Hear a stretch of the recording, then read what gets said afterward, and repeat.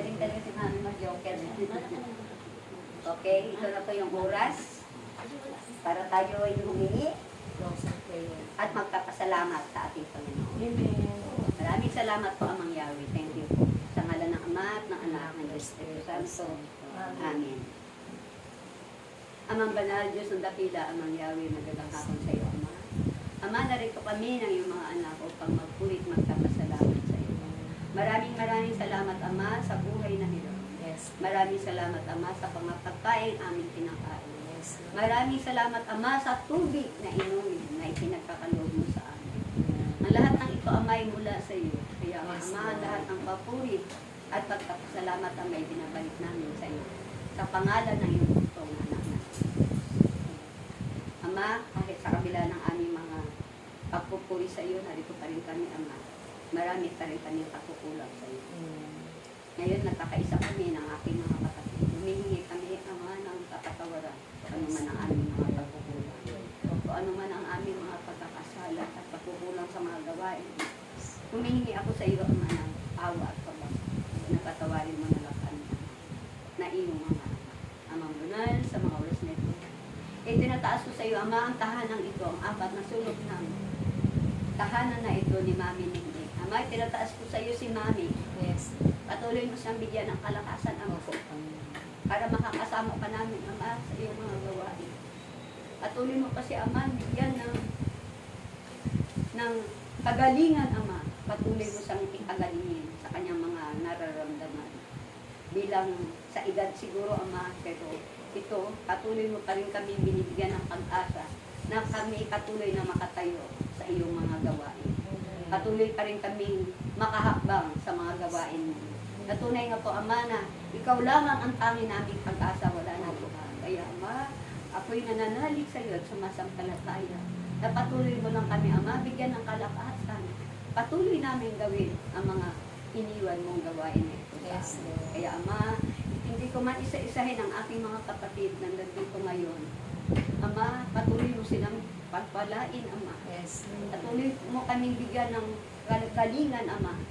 At ganoon din, Ama, itinataas ko pala ang mga anak ni Mami Nene, si Brother Buboy, si Marie, ang kanyang mga anak, at ganoon din si Budi, ang kanyang asawa at mga anak. Ang mga apo ni Mami doon, ay pagpalain mo, Ama. Para si Mami, na bilang lula, na walang ginawa kundi ipanalangin ang kanyang mga mahal sa buhay. Yes, Lord. Kaya nga, Ama, sa mga oras na ito, ganoon din, itinataas ko sa iyo ang aming punong lingkod, Lord. Patuloy mo pa rin siyang bigyan ng kalakasan at kaalaman at karunungan. Yes, Para patuloy na kaming turuan, Ama, kung ano man ang kanyang ituturo sa amin. Naway, maisabuhay namin ito at maisagawa. At ganoon din ang kanyang mahal sa buhay, lalo-lalo na ang kanyang mahal na asawa na si Pet. Punuin siya ng pag-ibig, Ama. Pag-ibig na nagmumula sa iyo para sa kanyang pamilya at pangalan.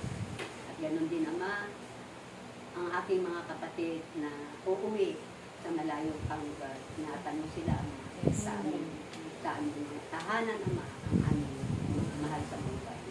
Ama, ang lahat ng itong papurit at salamat ay binabalik ko sa iyo sa pangalan ng anak na si Jesus. Ama namin, sumasalangit ka, sambahin ang ngalan mo. Magpasa amin ang kaharian mo, sundin ang loob mo dito sa lupa, parang sa langit. Bigyan mo po kami ngayon ng patanan sa araw. Patawarin mo sa alam. Para pagpatawad namin sa pagkakasala. At huwag mo kami kaintulog sa pagkasunod. Diyan mo kami nasayatan ng sama. Ave Maria, napupuno ka ng grasya, ang Panginoon Diyos ay sumasa iyo. Kapag kang pinagpala sa babaeng lahat, pinagpala ka naman ang anak na si Jesus. Santa Maria, ng Diyos, panalangin mo kami makasalanan.